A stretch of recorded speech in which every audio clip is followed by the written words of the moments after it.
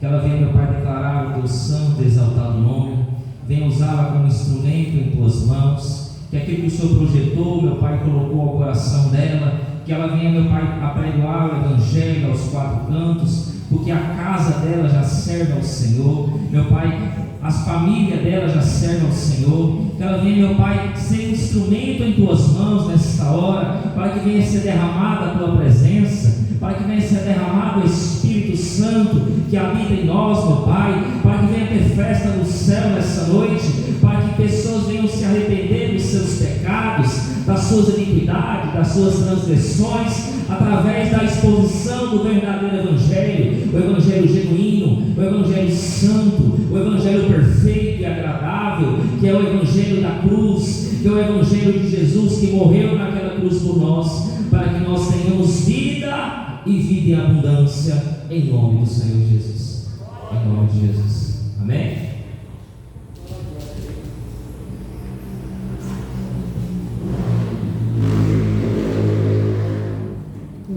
Cumprimento os irmãos com a paz do Senhor, amém? Amém. Podemos assentar. Eu vou esperar você abençoar a obra do Senhor com a sua oferta. Todos felizes de estar na casa do Senhor? Aleluia. Pediram para avisar que tem um QR Code lá na pastora. Eu vou pedir para aumentar só um pouquinho minha voz para mim mesma. Por gentileza. Os irmãos não, porque minha voz é chata pra caramba, eles não obrigam.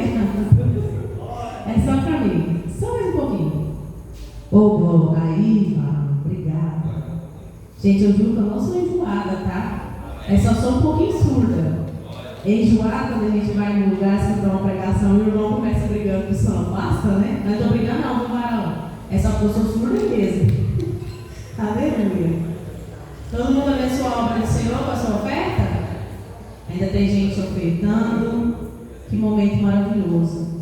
Enquanto eles abençoam a obra do Senhor, você que já abençoou, pega a sua Bíblia e abre comigo no livro de Abacuque. Abacuque, capítulo de número 1. E eu preciso confessar à igreja o desafio que é me pregar aqui. Jesus. Pregar em qualquer lugar é um desafio, né? Mas eu estou meio enferrujado. Tem um tempo já que eu não prego. Esse dia atrás eu estou pensando até se eu sou desviada, porque eu só vou na igreja no domingo. E está todo mundo rindo na minha cara aqui, né, pastor? Oh, Jesus te tem.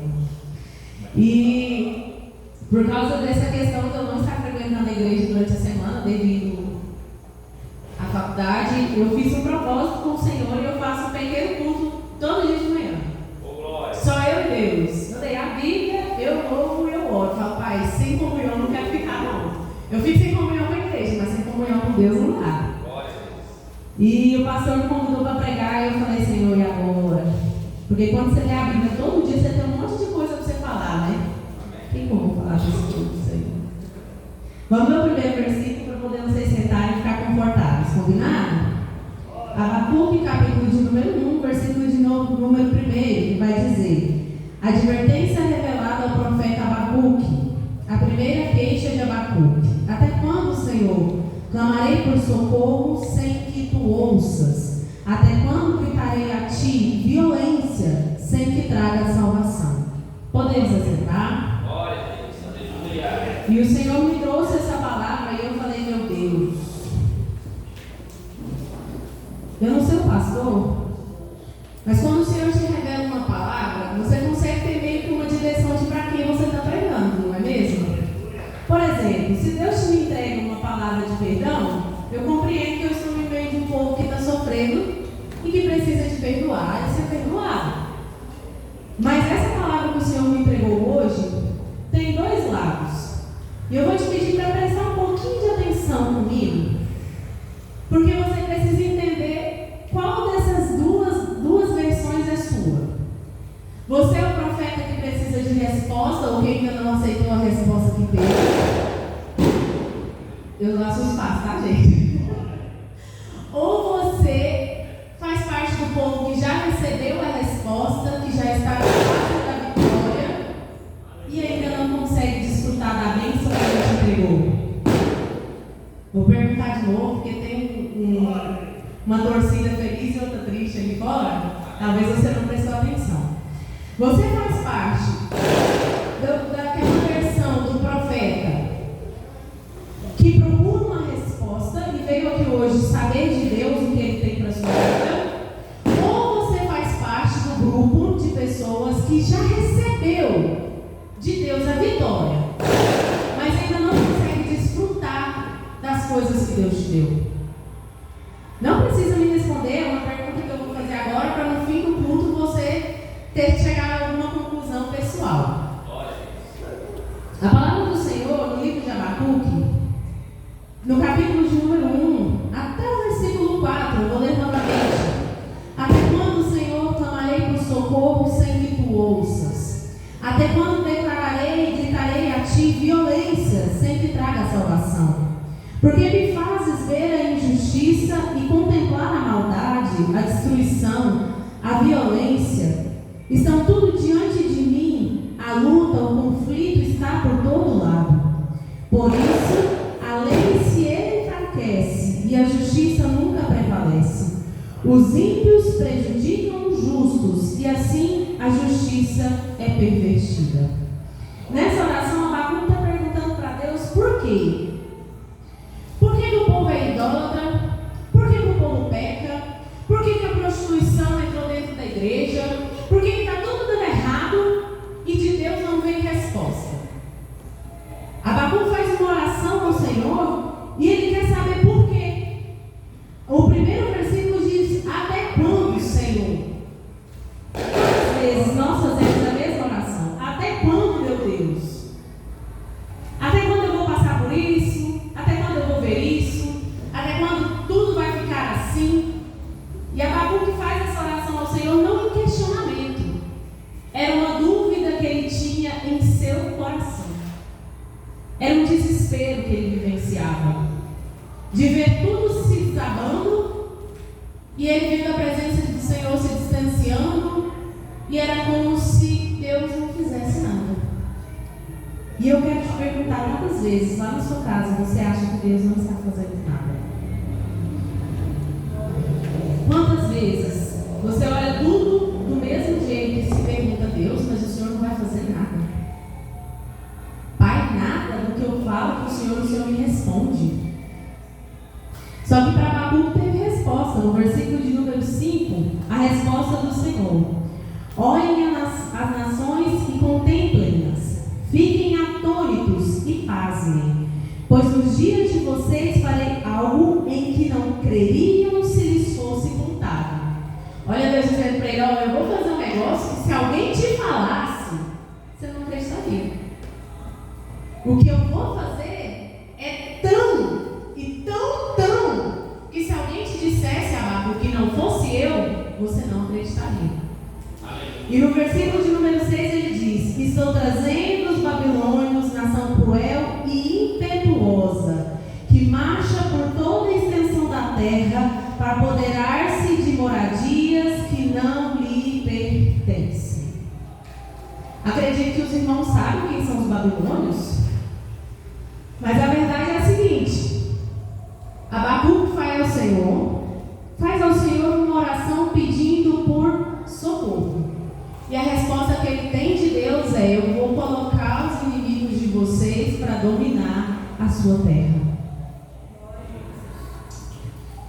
É como se eu pedisse a Deus: Senhor, me cura, e ele dissesse: estou colocando mais uma doença. É o que eu quero fazer. Abacuque clamou a Deus: Senhor, até quando nós vamos viver assim? E Deus diz: estou mandando os babilônios para tomar conta de tudo.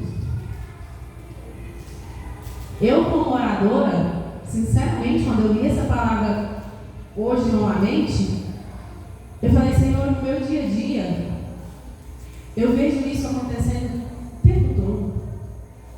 Quantas vezes a gente não ora pedindo ao Senhor para reestruturação financeira e passa 10 minutos, o carro quebra, a conta da energia vem no valor ao dobro. Quantas vezes a gente pede ao Senhor a cura e aí aquela enfermidade que você já tem só agrava, aquela dor que você estava sentindo só piora, e a gente começa a pensar que Deus se distanciou. A sensação que a gente tem é que a oração que a gente fez não foi ouvida. Mas a verdade é porque a gente está preparado para ouvir Deus dizer que vai fazer aquilo que nós queremos. A gente não gosta de ouvir Deus dizer que vai fazer do jeito dele, na hora dele, da forma dele, com o pesar que ele tem para as nossas vidas. A gente gosta daquela oração de Deus vai te prosperar. Quem não gosta de ouvir o profeta falar que está abrindo as portas? A palavra de Deus para Abacuque naquele momento era: vai piorar. Vai piorar. Sabe por quê, irmão? Porque o profeta, o pastor está aqui, ele vai concordar comigo. Quando o profeta ora, pedindo a Deus por um socorro, a gente está pedindo por uma solução social, não é, pastor? A gente está pedindo, por exemplo, para que a alma que está perdida se salve, se recupere, volte para a igreja. A gente está pedindo a Deus para você, irmão, que ainda não entendeu o que é dizimar, começar a entender. Quando a gente ora por outras pessoas, que era o que Abacuque estava fazendo, porque vamos concordar, se ele foi respondido por Deus, ele tinha intimidade com Deus, certo? Ele estava pedindo para Deus salvar ele mesmo? Não estava. A oração de Abacuque, apesar de ser um pedido de socorro, era para Deus avivar e restaurar e salvar e dar socorro para um povo que era dele. Só que a resposta que Abacuque teve era que esse povo que ele estava intercedendo ia sofrer muito mais, porque eles perderiam suas terras. A gente sabe o que acontece: os babilônios vêm, levam cativo todo mundo. Os que sobreviveram, que a metade morre no primeiro dia. Então, ele consegue contemplar que o que Deus tinha para ele era mais trabalho. Porque primeiro Abacuque estava triste porque o povo estava desviando da religião. Depois, Abacuque entende que essa galera não vai ter nem religião, porque eles vão por meio dos babilônios. Lá não tem Deus. É um povo idólatra. É um povo que mata crente, para ficar fácil de entender. Aleluia. E Abacuque se desespera. Menino, ele começa a fazer uma outra oração. Está lá no versículo de número 15. O título é A Segunda Queixa de Abacuque. Senhor, Tu não és desde a eternidade? Olha ele perguntando para Deus quem é Deus. Senhor, Tu não és desde a eternidade? Meu Deus, meu santo, Tu não morrerás. O que significa o evangelho não morre. Deus não morre. Está perdido aí? Não, é o versículo 1, capítulo 1, versículo 12. Senhor, Tu não és desde a eternidade? Meu Deus, meu santo, Tu não morrerás. Na própria oração dele, Abacuque diz para Deus: o Senhor continuará. Aleluia. Do começo até o fim, Tu és santo, Tu és grande e continuará.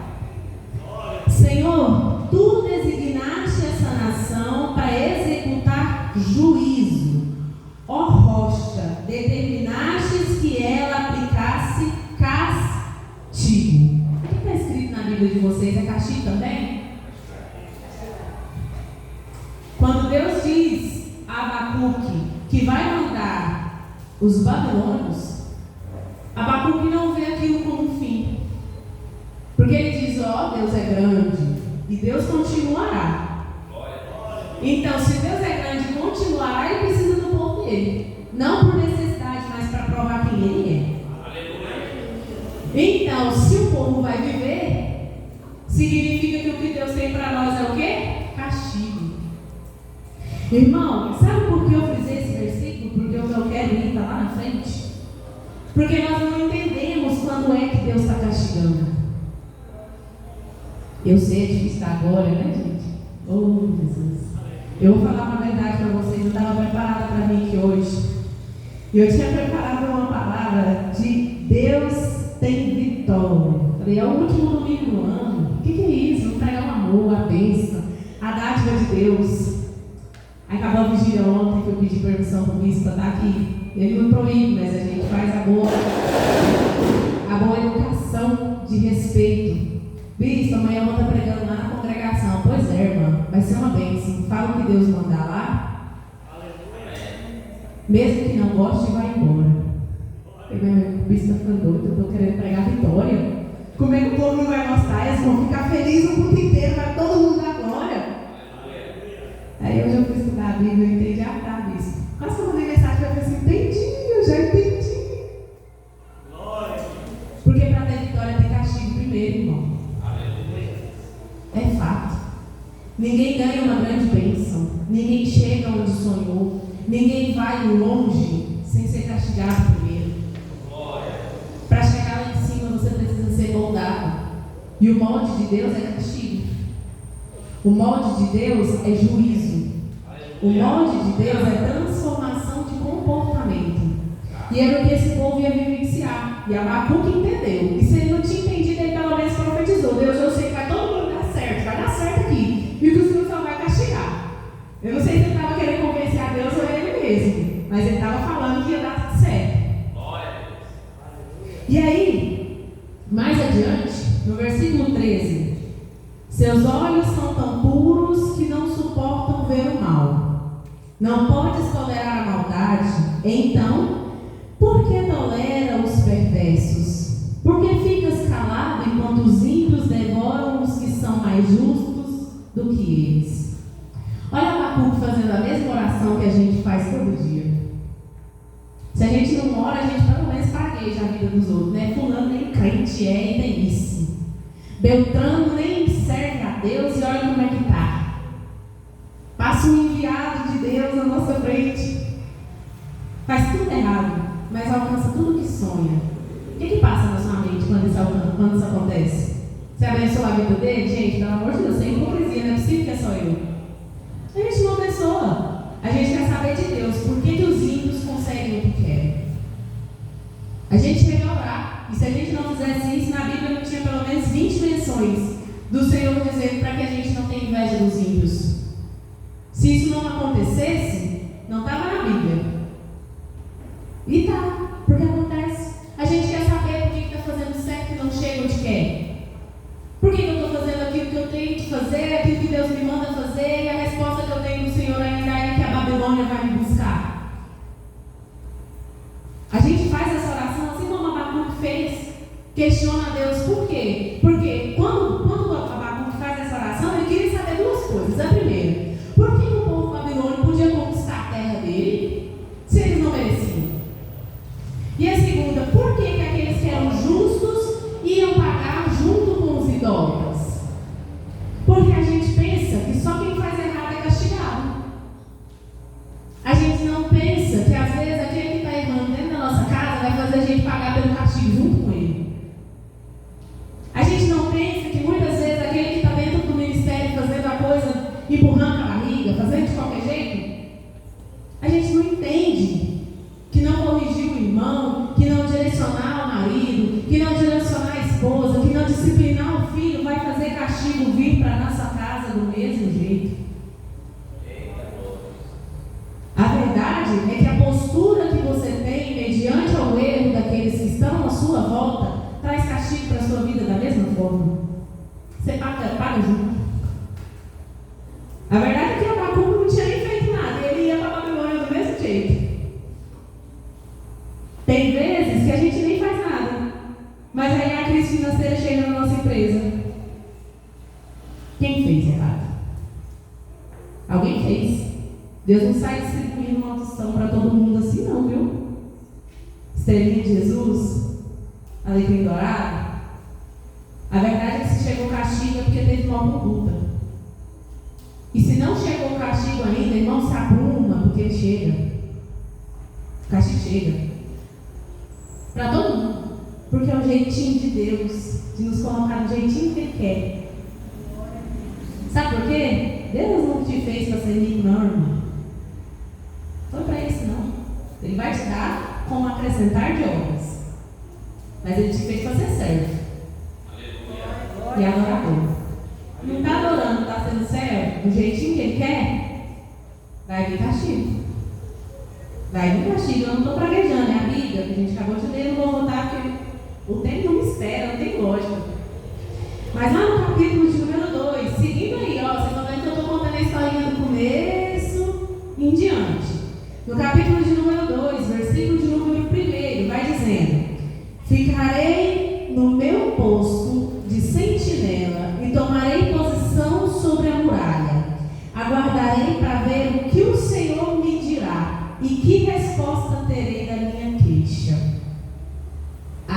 tinha uma autoestima boa demais, você não concorda comigo? Eu me queixei a primeira vez, Deus respondeu, a segunda ele vai responder também. Tem que responder. Isso é fé. Isso é fé, tá, irmão? Fé é esperar sem saber se vai ser atendido. Abacuque não sabia se Deus queria responder de novo, mas ele esperou. Gente, a gente faz oração de manhã, dá de noite. Deus não me respondeu ainda, eu vou fazer do meu jeito. A gente faz de manhã, dá no fim da tarde, vem um enviado do capeta, solta uma frase perto de você e você já saiu da sentinela, desce no muro na hora e perde a resposta que Deus tinha para a sua vida. Aleluia. Abacuque faz toda a oração dele, ele reclama, a gente pulou porque não dá tempo, mas ele reclama dos homens maus. Ele diz que os homens bons vão ser puxados na rede junto como se fosse uma peixaria.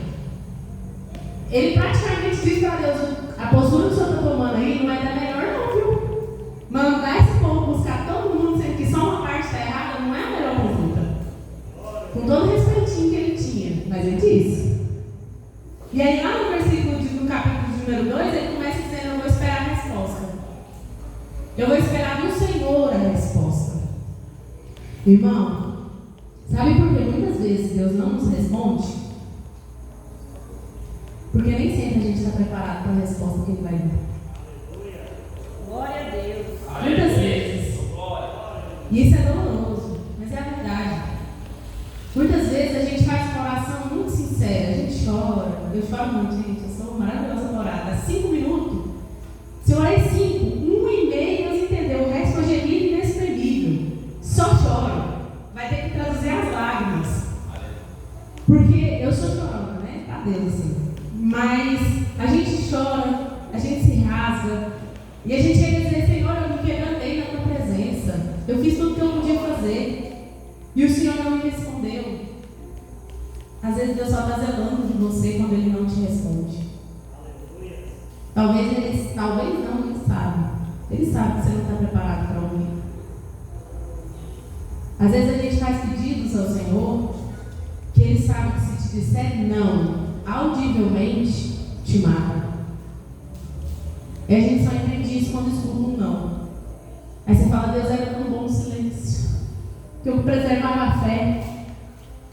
Deus era tão bom quando o Senhor não tinha me respondido, porque aí eu não tinha fé. Eu faço um monte de perguntas porque é para fazer você pensar. Mesmo se você não quiser, você vai pensar, que mulher chata, toda hora perguntando. Mas a outra pergunta que eu quero fazer para você hoje é: se Deus respondeu o que você está querendo saber, questiona ou adora?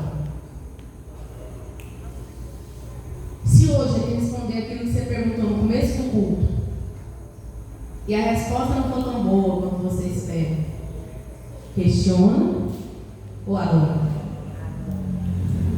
Por quê? Porque Abacuque tinha outra pergunta a fazer, mas não era pedir para Deus não fazer. A pergunta de Abacuque não era, Senhor, não era melhor fazer isso? Não. A pergunta de Abacuque era, vai ter sim resposta para o povo? O que ele queria saber era se aqueles que eram justos tinham uma solução. E aí no versículo de número 2, 3 e 4 diz, então o Senhor me respondeu, escreva claramente a visão em tábuas, para que se leia facilmente. É tipo assim, eu vou desenhar, que na hora que você esquecer, você olha de novo para lembrar. Foi isso que Deus disse, você vai ficar esperando? Então eu vou responder de uma forma que você vai anotar, que na hora que você esquecer, você volta lá para lembrar do que eu disse. Pois a visão guarda um tempo designado. Ele fala do fim e não falhará. Ainda que demore, espere, porque ela certamente virá e não se atrasará. Escreva, o ímpio está envaidecido, seus desejos são bons, mas o justo não são bons, mas o justo viverá pela fidelidade. Sabe o que isso quer dizer? O homem é mau, tem um coração ruim. E quando Deus fala do homem aqui, Ele está falando dos dois homens. o idólatra que estava no meio do povo e os babilônios que vinham. A todo instante ele classifica o povo de Deus assim, ou é de Deus ou não é. Não interessa se você mora dentro da igreja. Se você não é de Deus, você vai ser classificado como quem está lá fora. E aí só você e Deus é que sabe se você é de Deus ou não. Não cabe a mim dizer. Mas a verdade é essa, para Deus não tem 3 povos, tem 2, os que são dele e os que não são. Então quando Deus diz, os homens têm planejado o mal, têm um coração mau, ele está falando dos 2. Aqueles que tinham uma promessa, mas abriram mão dela e se tornou idólatra, se tornou avarento, começou a oprimir os pobres, porque talvez você está se perguntando, mas o que esse povo fez de tão errado que Deus vai mandar os babilônios? Gente, não vai para ler, mas dá uma lidinha ali no Antigo Testamento, no finalzinho dele vocês vão ver que raça ruim que virou o povo de Deus. Um povo que matava aqueles que eram seus próximos para poder pegar o dinheiro deles. Um povo que sacrificava aqueles que eram deles por causa de dinheiro. Foi isso que o povo de Deus daquela época virou. Então, quando Deus vai dizer que os planos, os desejos não são bons, Ele não está falando do desejo só dos babilônios, nem só do povo que se converteu para o mal. Ele está falando dos 2. E eu vou repetir isso toda vez, porque é a única coisa que eu preciso que você entenda aqui hoje. Ou você é do povo de Deus, ou não. Não tem desviado para Deus. Você não ganha meio ponto por ser desviado, enquanto o crente ganha 1 ponto. Você ganha 0. Se você desviou, você não é dele. Converta os seus caminhos ao Senhor, porque Deus tem castigo para aquele que não é dele. Aleluia. Sabe qual é a diferença do castigo que é de Deus, que vem do Senhor para o povo de Deus, e o castigo que também vem do Senhor, mas para o povo que não é de Deus? É que aquele que tem fidelidade vai viver independência do que Deus deseja. Aleluia. Só quem já viveu de fidelidade sabe que isso é uma vitória. Aleluia. Só quem está vivendo dentro da dependência de Deus sabe o quanto é maravilhoso ouvir Deus falar que você vai depender dele. Aleluia. Aqui ele diz, mas o justo viverá pela sua fidelidade. Significa, se você é fiel ao Senhor, a dependência de Deus para a sua casa. Aleluia. Ele vai mandar para lá. Ah, mas o mundo está caindo. Não interessa, se é fiel a Deus, a sua casa vai ficar em pé. Aleluia. Ah, mas a economia está frustrando todo mundo. O político tal, fulano Beltrano, tal time que eu queria ganhar perdeu. Não interessa qual que é o seu conflito. O que interessa é se você for fiel ao Senhor, sua casa está resguardada. Aleluia. A palavra de Deus para as nossas vidas é: eu não vou te privar do castigo. Mas se você for fiel a mim, eu estou no castigo com você. Gente, eu também queria falar que a gente não vai ficar de castigo. Eu queria muito falar. Mas a verdade é que a gente vai entrar no castigo também, tá bom? Amém, por isso, pastor, vai melhorar, tem que melhorar. Só que a questão é: vai ter fidelidade no meio do castigo? Ou você vai ficar revoltadinho porque Deus te castigou? A gente vai se prostrar ao Senhor e vai dizer: Deus, tu és grande, tu és maravilhoso, fui eu que errei mesmo? Ou a gente vai falar: eu te servi, não quis, agora eu vou para o mundo. Eu te busquei, não cuidou da minha casa, então eu vou para o mundo. Eu pedi cura e o Senhor levou para si, então eu vou para o mundo. Ei, gente, não olha para mim nessa cara de que eu nunca vi isso não, porque acontece, eu já vi um monte. A gente tem que tomar postura, porque o povo de Deus só sai do castigo quando toma postura. E é o que Deus espera de nós, postura. Lá no capítulo de número 3, versículo de número 2, aí Deus começa a bramar a mão. Por quê? Porque Abacuque entendeu, parou de perguntar. Meu irmão, se você parar de perguntar, Deus vai te responder com mais carinho, tá? Experiência própria, meu varão, o senhor também já fez isso, né? O varão respondeu com um âmago do ser, né? Não, se a gente para de perguntar, a resposta de Deus vem com mais carinho. Por quê? Porque o jeito que você pergunta muda o jeito que Ele te responde. Então é melhor você só fazer sua função. Sobe no muro e fica lá. Por quê? Porque se você não perguntar, ainda assim ele vai te responder, porque você estava no lugar certo, fazendo o que ele queria que você fizesse. Aleluia. Capítulo de número 3, versículo de número 2. Senhor, ouvi falar da tua fama e temo diante dos teus atos. Senhor, realize de novo em nossa época as mesmas obras e faz-as conhecidas em nosso tempo. E em tua ira, lembra-te da tua misericórdia. Provavelmente sua vida está totalmente diferente da minha. Mas o que Abacuque estava dizendo, a gente não vai entrar no avivamento hoje, porque quando a gente está de castigo, ninguém está avivado. Então não adianta a gente fazer a fila e falar, Deus nos reavive, nos anima, se a gente está de castigo. Né? Então, no capítulo de número 3, versículo de número 2, Abacuque muda a estratégia. A oração dele agora é: Senhor, eu aceito e eu entendo que vai vir castigo, mas por favor, tenha misericórdia. Ele não pediu para Deus para deixar de fazer o que ele tinha para fazer. Ele só pediu para que ele tivesse misericórdia enquanto fizesse. E um ponto que chama muita atenção é: Senhor, ouvi falar da tua fama. Sabe o que isso me faz entender? Que aquela era a primeira vez que Abacuque falava com Deus. De uma forma de diálogo, né? Obviamente ele orava ao Senhor. Mas quando ele diz, ouvi falar da tua fama, em momento algum ele diz, eu vi o Senhor fazer. Em momento algum ele diz, o Senhor fez aquela vez que eu falei, e o Senhor cumpriu, e agora eu estou com medo. Não, ele diz, eu ouvi falar da sua fama. Já parou para pensar quantas vezes ele deve ter feito alguma pergunta ao Senhor e não foi respondido? Quantas vezes você faz uma oração e espera a resposta imediata? E aí a gente lê aqui e fica parecendo assim, Senhor, mas na Bíblia todo mundo orava e o Senhor respondia. Por que eu não escuto o Senhor falar comigo? Ei, irmão, precisa ter constância. Porque Ele só vai falar com você na hora que for necessário te responder.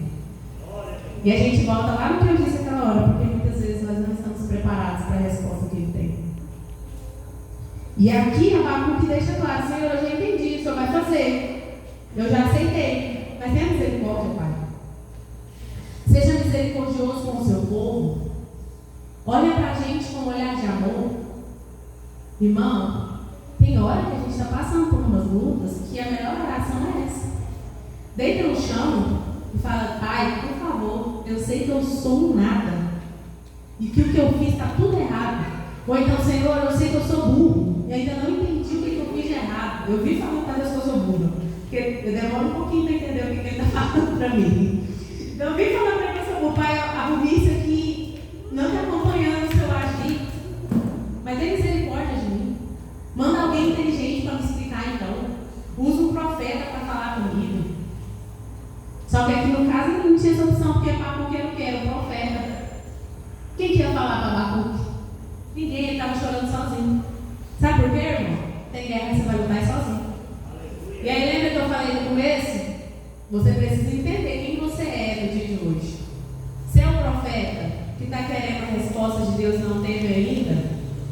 Ou você é aquele que vai receber a resposta e ainda não entendeu o que recebeu? Eu já sei que eu sou o que recebeu a vitória e não entendeu ainda. Eu já apanhei até hoje a tarde inteira, eu entendi. Mas você precisa entender também.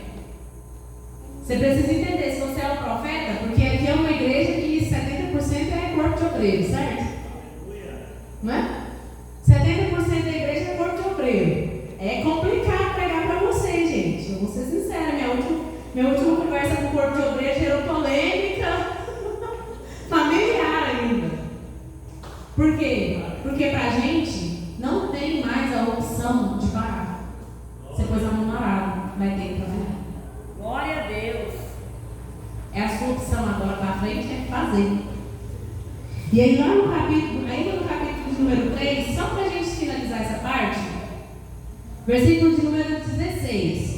Ouve isso e meu íntimo estremeceu, meus lábios tremeram e os meus ossos desfaleceram.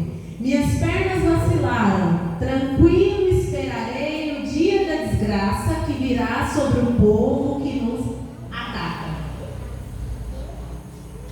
Abacuque fala para Deus assim, eu estou com medo de tudo que vai acontecer. Eu nunca vi ninguém descrever o medo dele de uma forma tão profunda. Minhas pernas tremeram, meus ossos desfaleceram. O máximo que eu tinha escutado até hoje me deu um frio na barriga. Ele estava apavorado porque ele sabia que tudo aconteceria. Mas aí ele termina assim, tranquilo esperarei o dia da desgraça que virá sobre o povo que nos ataca. Ele estava com medo. Ele sabia que coisas difíceis viriam. Mas ainda assim ele já estava ciente que Deus daria a vitória. Ele sabia que o povo ia vir e que Deus tinha deixado. Isso significa que não ia adiantar orar e pedir para Deus livrar eles. Ele sabia que o que Deus estava trazendo para eles era um problema muito grande. Mas ele já encerra dizendo assim, Senhor, eu vou ficar esperando para ver a desgraça daquele que nos ataca. Para ver cair aquele que acha que vai prevalecer contra o povo de Deus. Irmão, você consegue viver um momento de luta esperando a hora que você vai pisar na cabeça do diabo e falar, meu Deus é maior do que você? Porque essa tinha que ser a nossa postura. Só que a gente vê um crente em dia de luta. Oh Deus! É até doído. Porque a nossa cara é de desespero. E eu imagino um anjo do lado cutucando. Ai, que som, meu Deus do céu, conserta a postura que eu estou com você. Eu imagino, eu entro na igreja, às vezes tem umas pessoas meio derrotadas lá, eu passo do lado e fico olhando e falo assim, vai, bate nela, anjo. Cutuca ela, anjo. Sabe por quê?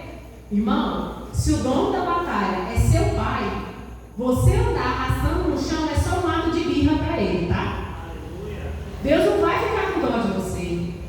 Para ele ser a criança mimada que está pedindo balinha no shopping. Porque ele já sabe que você é dele, você sabe que você é dele, todo mundo está consciente da união em Deus. E aí quando ele te põe em prova, você desfalece. É ou não é menino dando birra no meio do shopping? Irmão, não adianta. A mãe fica com muito mais raiva. E aí a mãe fica irada, vira pro marido e fala, você não vai fazer nada não? Aí em casa eu que faço, levanta. É ou não é? Sua mãe alguma vez cedeu a sua Bíblia? Se cedeu é porque sua mãe está precisando de ler mais a Bíblia. Não sabe que pode pegar a vara. Mas a verdade é que as nossas mães ficam iradas. Por quê? Porque a gente está se comportando de uma forma que ela não ensinou. Deus não te ensinou a fazer birra. Hora nenhuma na Bíblia Deus manda você fazer bico por mão. Hora nenhuma na Bíblia Deus diz que você tem o direito de ficar desfalecida pelos cantos. Ei, irmão, desfalecimento é no quarto, com a porta fechada. Você e Deus, lá Ele te escuta. Enquanto você está fazendo birra na rua, dando um de vítima, fazendo um de coitadinho, eu só lamento para você. Só demonstra que você está pequeno em fé ainda. Não acredita naquilo que Deus pode fazer. Não tem consciência do que Deus pode fazer na sua vida. É na dor sorrindo. E sabe por que eu estou dizendo isso? Você nunca passou dor, eu já passei um monte. Inclusive, se eu te contar, você fica chocado.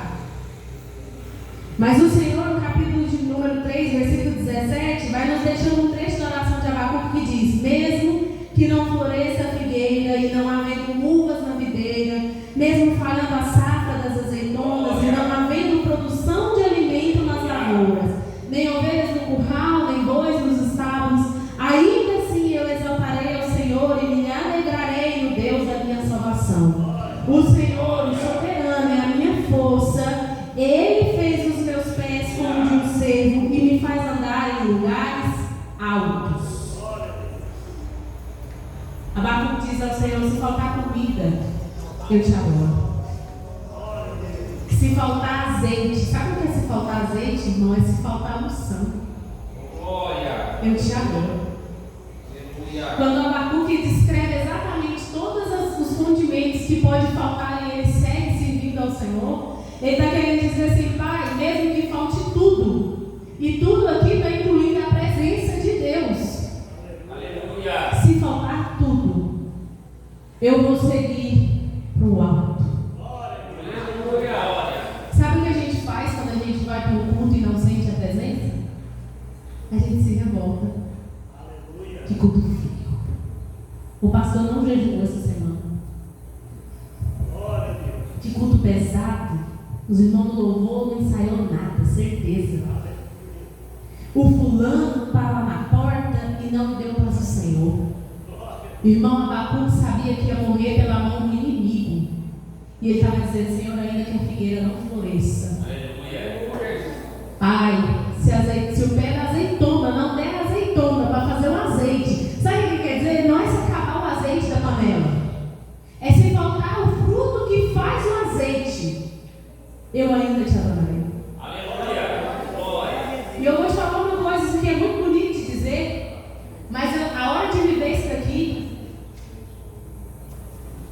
é uma dor que não tem palavras para se descrever.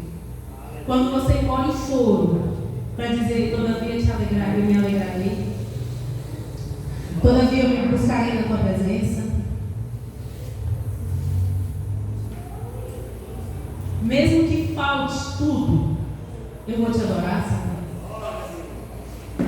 É doloroso demais fazer esse tipo de oração, sabe por quê? Porque normalmente a gente faz ela quando já perdeu tudo, quando não já veio. Sabe porque é muito difícil você falar assim: eu vou te entregar tudo, quando você tem tudo. É ou não é? Aleluia. Quem fala que vai entregar tudo para Deus quando tem tudo? É perigoso, não é, pastor? É ou não é perigoso? É muito complexo você falar para o Senhor: Senhor, eu te entrego tudo. Porque na hora que falta o açúcar, a gente já revolta. Liga para o marido: você não comprou açúcar? Como é que a gente fala para Deus que pode voltar tudo? É muito pesado.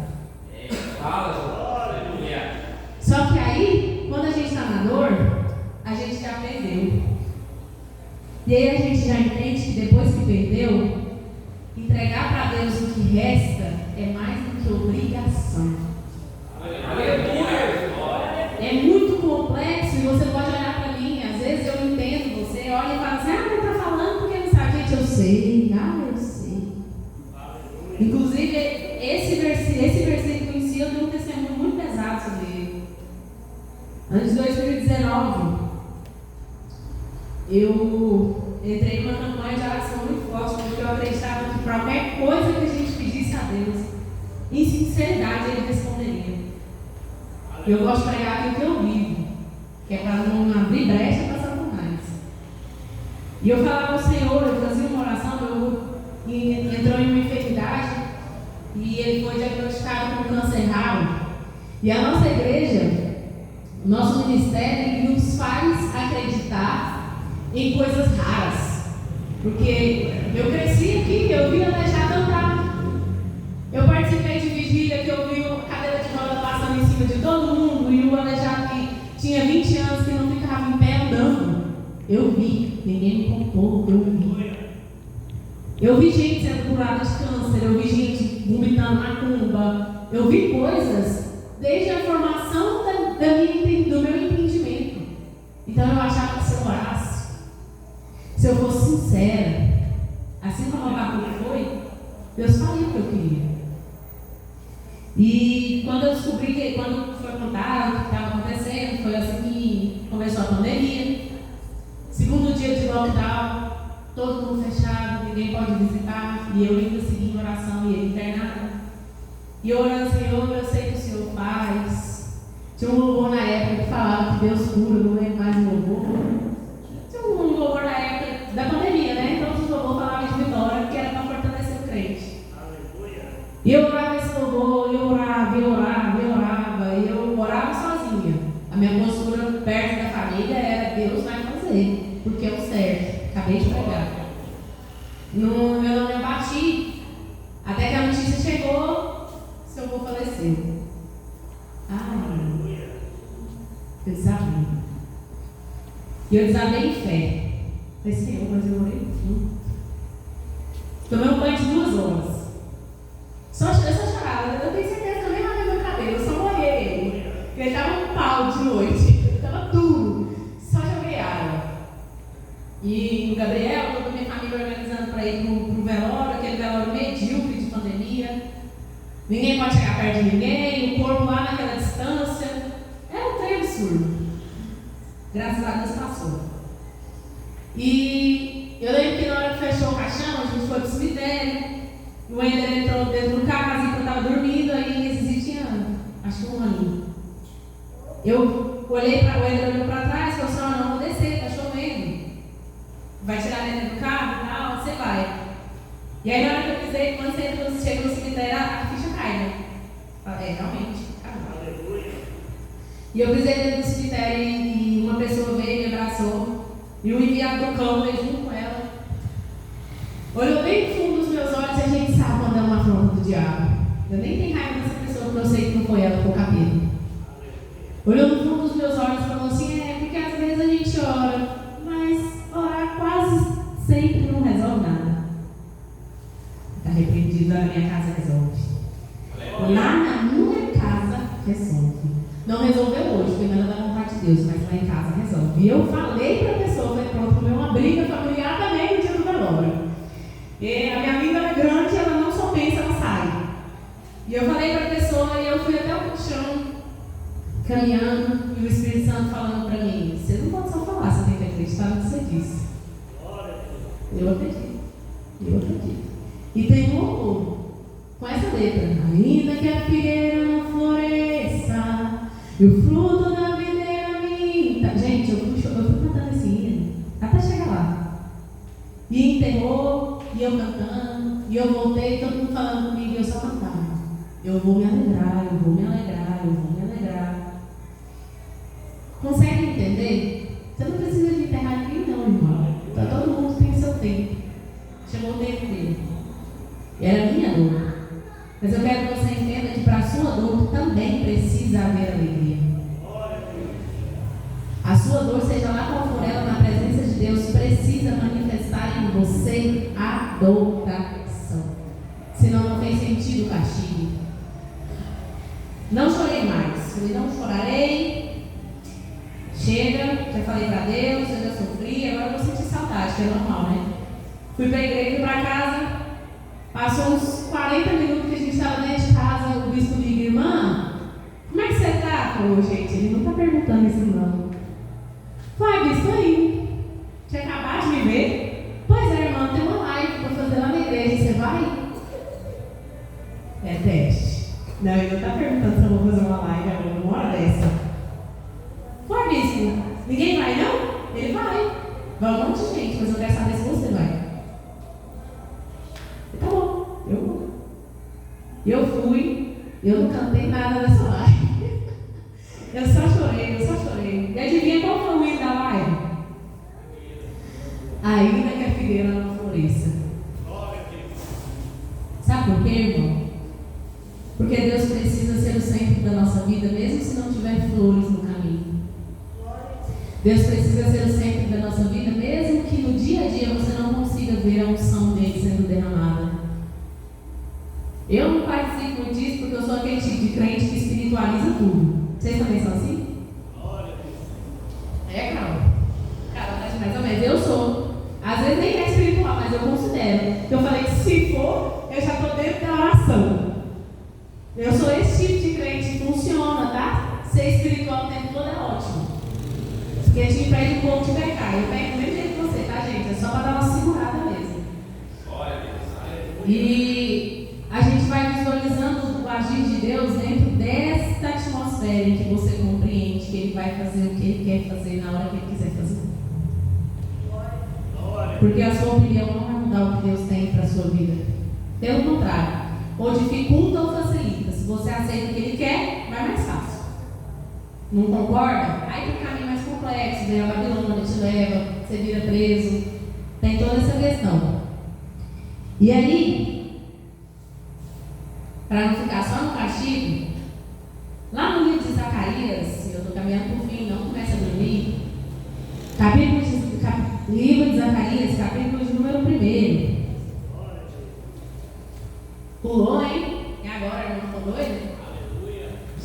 Livro de Zacarias, capítulo de número 1, diz, versículo de número 2, tá? O Senhor, achou? Tá bem pra frente aí, pouquinha coisa. O Senhor muito se irou contra os seus antepassados, por isso diga ao povo: assim diz o Senhor dos Exércitos: voltem para mim e eu voltarei para vocês, e diz o Senhor dos Exércitos: não sejam como os seus antepassados, aos quais os antigos profetas proclamaram. Assim diz o Senhor dos Exércitos: deixem os seus caminhos e as suas más obras, mas eles não ouviram e nem me deram atenção, declara o Senhor. Onde estão agora os seus antepassados? E os profetas, acaso vivem eles para sempre? Mas as minhas palavras e os meus decretos que ordenei aos meus servos, os profetas, alcançam os seus antepassados e levarão e converter-se-ão a dizer: o Senhor dos Exércitos fez conosco o que nossos caminhos e práticas mereciam, conforme prometeu. A palavra do Senhor no livro de Zacarias vai falar sobre a volta desse povo que no livro de Abacuque ia para o exílio. Para ficar mais fácil de entender, Abacuque descobre que o povo vai ser levado ao exílio. A palavra do Senhor no livro de Abacuque é tudo sobre essa caminhada para Babilônia. Já no livro de Zacarias, o povo já está voltando. Chegaram do exílio. E aí o primeiro capítulo é a resposta mais bonita de Deus para o povo. No último versículo é: o Senhor dos Exércitos fez conosco o que nossos caminhos e práticas mereciam, conforme prometeu. Deus prometeu, Ele cumpriu. Sabe por quê? Porque Abacuque poderia pensar impossível isso ia acontecer. Assim como Deus disse, se alguém te contasse, você não acreditaria. Mas no livro de Zacarias já é o cumprimento da resposta de Deus.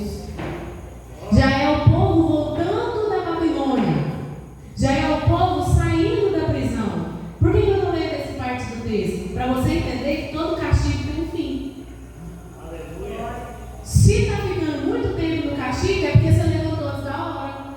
Se a gente for um menino de joelho, vai lá para tirar o menino para sentar, tem que deixar. Vai ficar mais 30 minutos. É ou não é? Não acontece em casa não, porque a minha não quer. Eu nem tento, quando passar vergonha. Mas a verdade é essa: se a gente entra no castigo e tenta sair dele antes da hora, o que acontece? Volta o castigo. Se Deus está tentando te ensinar um negócio, se você não entende, o que acontece? Dobra o castigo, muda o castigo, transforma o castigo. O castigo que antes era: você não vai para a calçada, você não vai para a calçada, você não vai assistir televisão, você não vai fazer isso, não é isso que acontece? Se você não melhora, o castigo não regride. E aqui a palavra do Senhor vai falando do povo que já voltou. Não está mais de castigo. E agora é a hora que eu quero só dar uma pincelada para você entender. Você já recebeu a vitória de Deus? Já saiu do castigo? Ou você ainda está te colocando de castigo por si próprio? Porque a gente vê o quê? Um crente que entrou de prova, passou por de prova, o irmão foi de prova, acabou a prova, e o irmão voltou a ser crente. Aleluia. O que aconteceu, irmão? Bora! Já saiu da prova. As portas financeiras fecharam. Deus não deixa você ganhar dinheiro, para ficar fácil de entender. Aí ele abre uma porta. Você olha para a porta e fala: na maré que eu estou, isso aí é esse lado do diabo. Ô, gente. Todo castigo tem um fim, irmão. Você precisa visualizar para entender se Deus já te tirou do castigo ou se você se colocou lá. Porque a gente está tendo postura de menino que não entendeu ainda que ganhou o presente. Aleluia. Mas e se? Não quer saber. Se é metade bênção, eu faço ela virar a bênção inteira, de tanta fé. Não vai dar certo. Vai dar certo sim. Tem que dar certo sim. E a palavra do Senhor, ainda no capítulo 1, diz, versículo 17: assim diz o Senhor dos Exércitos: as minhas cidades transbordarão de prosperidade novamente, e o Senhor tornará a consolar Sião e escolher a Jerusalém. Se você se desviou da presença do Senhor, se você deixou o arado que foi confiado a você, se você está tendo uma conduta que você sabe que não é do agrado de Deus e que por isso está de castigo, irmão, volta para a presença do Senhor. Porque a promessa que Ele tem para a sua vida é que Ele vai voltar a te ver.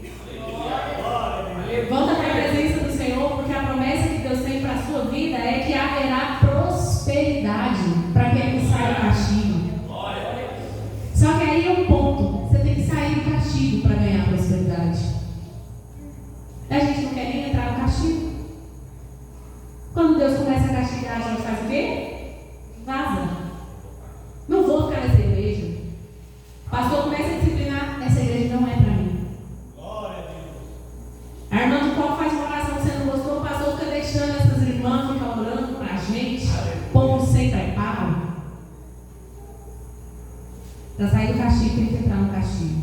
Glória a Deus. E agora de verdade, para encerrar, lá no capítulo de número 9, versículo de número 10. Quanto a você, por causa do sangue da aliança com você, libertarei os seus prisioneiros de um poço sem água. Voltem à sua fortaleza, ó prisioneiros da esperança, pois hoje mesmo anuncio que restaurarei tudo em dobro para você. O que Deus tem para a sua vida não é o que você tinha. O que você tinha já se foi, agora é porção dobrada. O que você tinha de unção e perdeu, abriu mão, já não te pertence mais. O que tem para agora para frente é um novo homem, uma nova pessoa, uma nova unção, em porção dobrada. Eu não sei se o que você gostaria de ouvir hoje foi o que eu disse. Talvez nem eu quisesse dizer, como eu disse, eu ia pregar só sobre a vitória. Aleluia. Mas a verdade é que Deus sabe o que Ele quer. E eu falei ao Senhor, Pai, por que 2 temas em uma pregação? Eu posso focar em um. Por que, Senhor? O Senhor vai deixar confuso, eu vou me embananar, o irmão não vai entender nada. E aí eu estava em pé ali, pedindo o último grito de socorro, Pai, pelo amor de Deus. Pedindo para Deus o amor dele, desse hoje. Me socorre, Deus. Porque eu preciso saber se eu estou pregando para profeta ou se eu estou pregando para o povo abatido. Glória a Deus. Eu preciso saber se eu estou pregando para profeta que tem autoridade e força para se levantar e proclamar o nome do Senhor no meio de adversidade e entender os momentos de castigo, ou se eu vou pregar para um povo que está caído, ferido, entristecido, porque nosso tom de voz tem que ser diferente. E aí, enquanto eu orava, o Senhor me disse, vai pregar para os 2, porque tem profeta que caiu e esqueceu de levantar. Glória a Deus. Irmão, não tem como eu utilizar e dizer que vai dar tudo certo. Não vai. Os fins do tempo estão chegando, Cristo está voltando, e a nossa postura precisa ser firme e em pé. E a palavra do Senhor em Abacuque vai falar da oração de um homem que queria resposta. Só que aí a resposta que Abacuque queria só chegou para Zacarias. Na Bíblia, eu acho que pula 2 ou 3 profetas para chegar nele, não é isso? 2? Isso. Abacuque orou. E o que ele pediu, só Zacarias viu. Irmão, Abacuque proclamou o exílio. Zacarias profetizou após o exílio.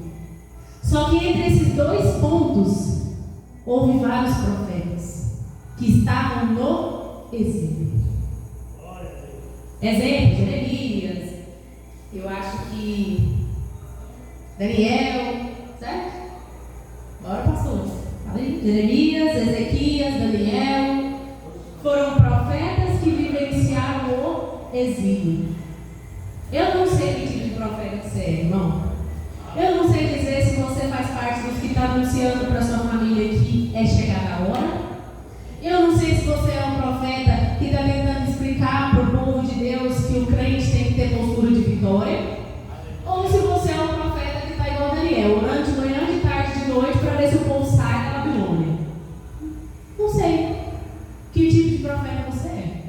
Mas o que eu tenho a te dizer é: entenda que Deus só vai te usar para ser o profeta que Ele precisa que você seja.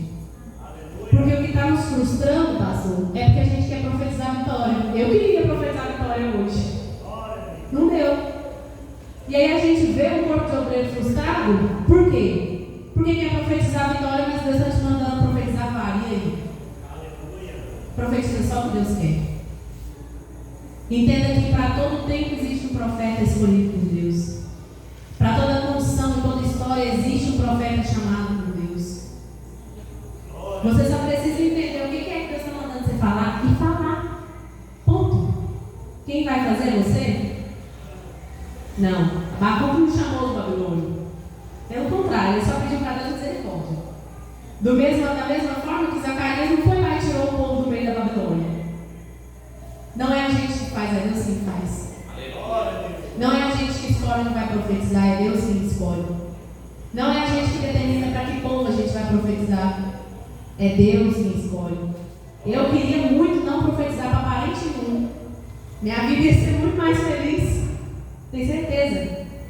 Adivinha para quem Deus mais me usa para profetizar?